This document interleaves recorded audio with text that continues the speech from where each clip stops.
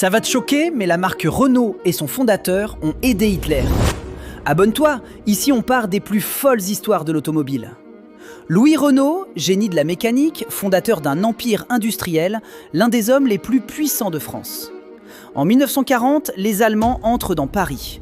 Et Louis Renault fait un choix que l'histoire ne lui pardonnera jamais.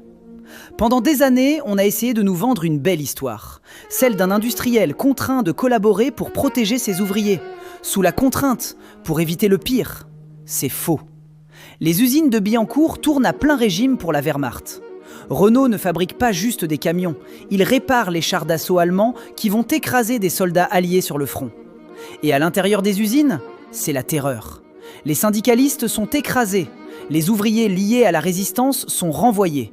Certains sont directement livrés aux autorités nazies. Ce n'est pas de la survie, c'est un business ultra rentable.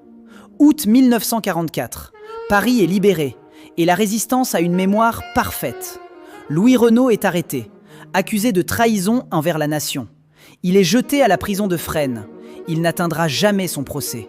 Il meurt 1 mois plus tard dans sa cellule. Les circonstances exactes de sa mort restent floues jusqu'à aujourd'hui. Le Conseil national de la résistance est clair. Il faut une sanction exemplaire. De Gaulle prend une décision radicale. Les usines sont confisquées, pas rachetées, pas négociées, confisquées, sans un seul centime versé à la famille. L'entreprise devient la Régie nationale des usines Renault, propriété de l'État, propriété du peuple français. C'est ça la vraie raison pour laquelle l'État est encore actionnaire de Renault aujourd'hui. Pas une politique industrielle, une punition pour collaboration nazie.